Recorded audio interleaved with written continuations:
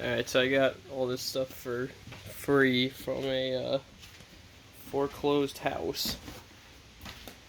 So we got a Yamaha XT600, Kawasaki Prairie 360, Honda 80R. All need different levels of work. Also got a pit bike. But this thing we got to run on ether, but the petcock is clogged. I think it has bad gas, battery's dead, and carb needs some work. So, gonna do that.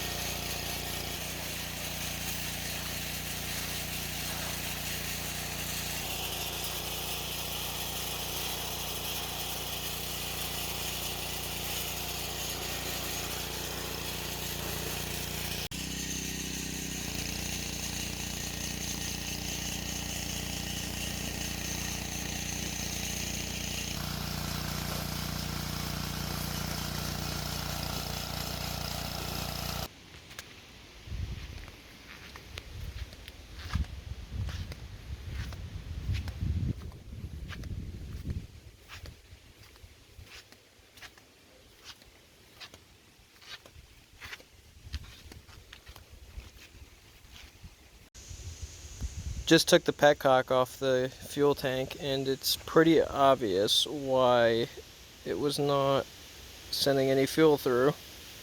It's pretty clogged. So this was the first time I removed the carburetor to try and clean it, which unfortunately did not work out, and I'll go into a little more details on that in a minute. And there was a wasp nest inside. Luckily it was inactive though, so just made sure to clean that out so it didn't get in the way. I tried cleaning the carb with the ultrasonic cleaner and blowing air and carb clean through the jets, but it didn't work, and I stripped the screws out on the bowl, even using a GIS screwdriver, so that's why I ended up just buying a new carb. This is draining the old gas out of the tank. It was really cloudy a minute ago. Oh yeah, look at that. I see chunks and stuff. Yeah.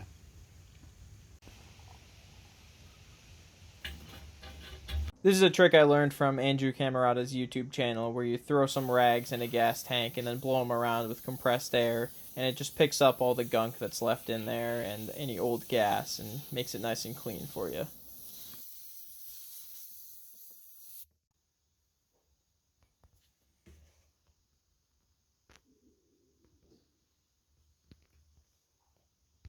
This is a new petcock fuel valve that I got off Amazon for $11. All the stuff I bought to fix this quad will be linked in the description of the video in case you're watching this to fix your own quad. Here's a new constant velocity carburetor I got off Amazon for $40 that should fit this quad.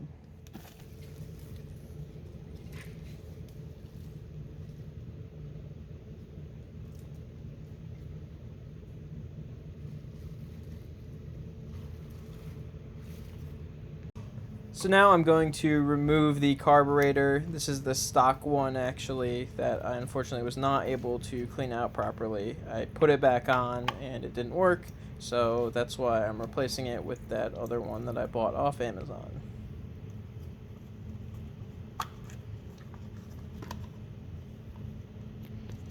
So I removed the carburetor from the air intake hose and the engine firstly because it just makes it a lot easier to get to these throttle cables and the choke cable when you can spin it around and make as much slack as you need to.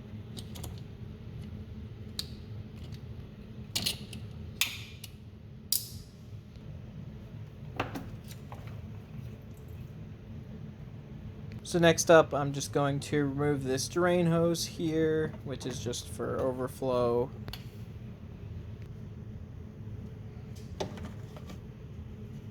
And now I'm removing the carb heater.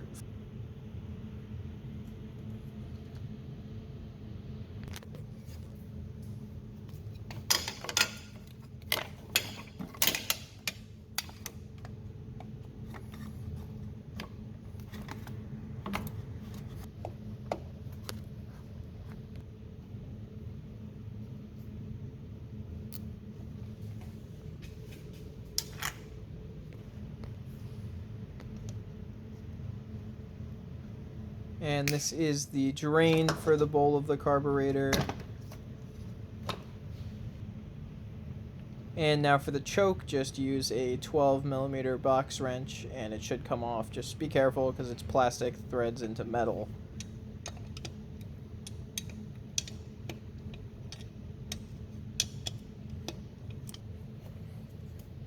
There's also a spring that goes on the end of the choke assembly, so don't drop it on the floor like I did. And just like that, the carburetor is out. So with this carburetor, you can hear right in here, that's the float. Don't do this, don't shake them because you could mess up the float. But you can hear that, that's moving. This one won't suck fuel.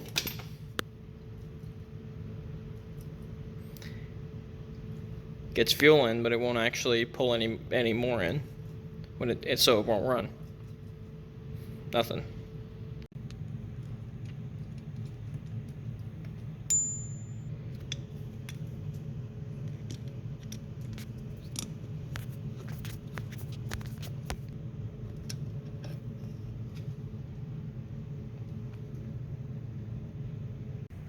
So this is removing the old petcock again. I actually did try cleaning it out using the ultrasonic as well as air and some carb clean, and I just unfortunately did not have any luck. So we're just gonna put on that one that I got off Amazon for 11 bucks and hopefully make it all better. You can see here as well that the main and reserve tubes were broken off just because they're old brittle plastic. Here's the new carb with the fuel filter, bowl drain, and other lines hooked up. Personally, I would recommend hooking up the choke cable first, just because the less stuff you have pulling you in various directions, the easier it is to get that plastic to thread into the metal. So next thing I would do is the cables. Your carb heater plugs in here, and you have that other connector that goes here. And those are these two right here. Just like that. And for me personally, I reused the screw off the old carb instead of using the one from the new one, because the new one, the metal is much lower quality, it seems, because it was stripping out even with a JIS screwdriver while I was trying to take it off. So I just reused the one off this carb. So now that I have the choke and the electrical hooked up, I'm going to do the throttle next. So to do that, you just bring this back in here. I would stick it in place right here, or actually, honestly, connect it first. So you just pull this back. It's really easy with two people. You can do it with one, but you're gonna need both hands. So let me just do that real quick. So yep, it's really easy. You just gotta, make sure you have enough slack, as much as you need. And then you just drop it in there, and then the slot goes with this, and that's all hooked up. And then you just bring this up, and let me do this again with, oh, maybe I can get it with one hand. Yeah, there we go. So then you just stick this in here, and you just tighten this nut back up to snug.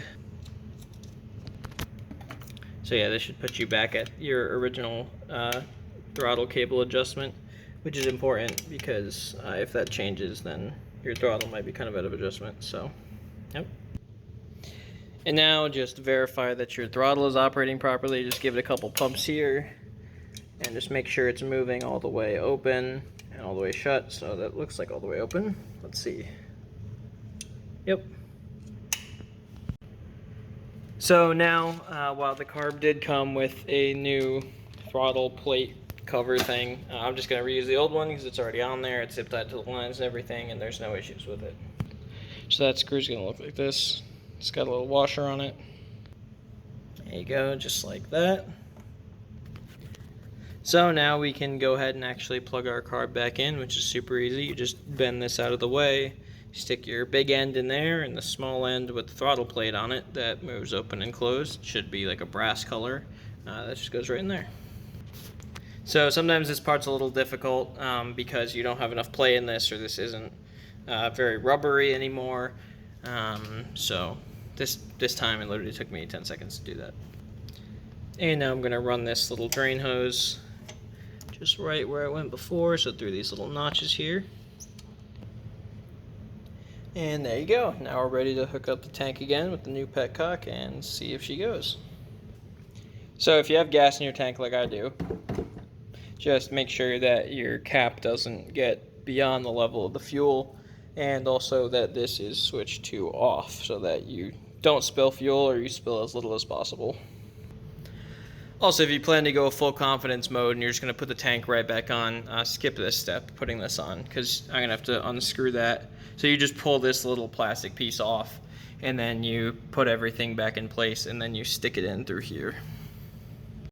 So now let's just see if it draws any fuel. So we're going to turn this to on, although we might need reserve because there's not a whole lot of gas in there. Yeah, let's do reserve. So it's all the way up. See reserve right there. There we go. Getting some fuel in there. And the carb should have some fuel. So now let's check. So here's my new ignition as well. That was really easy to install. Make sure we're in neutral here, which we are. And parking brake is on. You just pull this, and then you gotta pull it pretty hard, and then you push this piece in like that, and it holds like that. So let's see.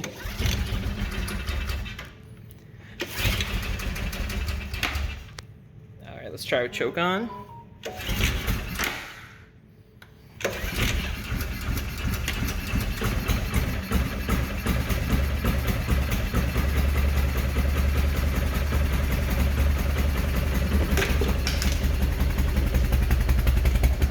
There we go, it's running, but the idle is very low, so that's pretty easy to adjust. All we do is we come around over here to where the carb is, and we just twist this a little bit.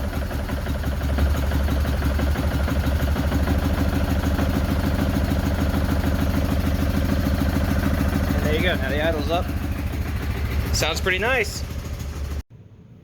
Now the other thing to do is the air filter. Here's your part number.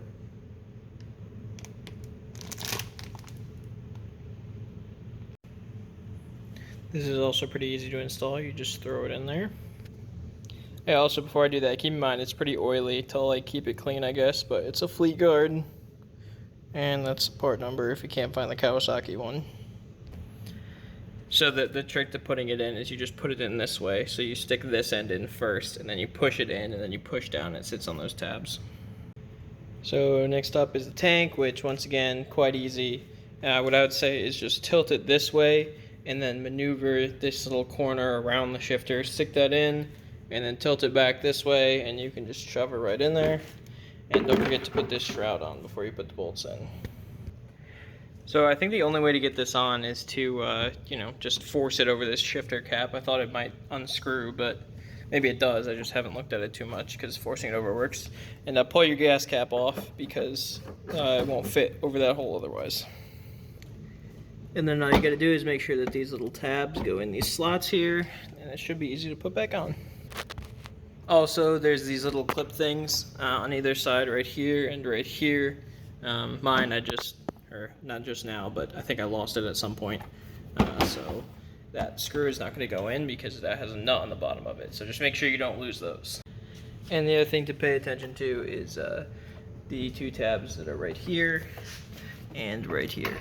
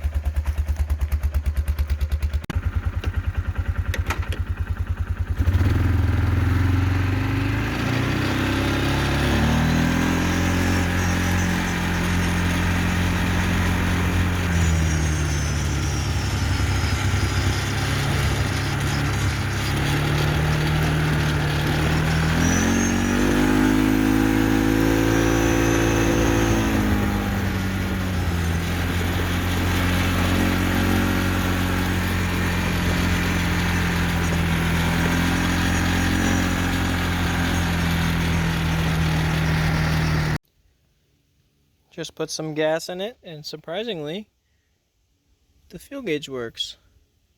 Figured the float would probably be stuck, but I guess not.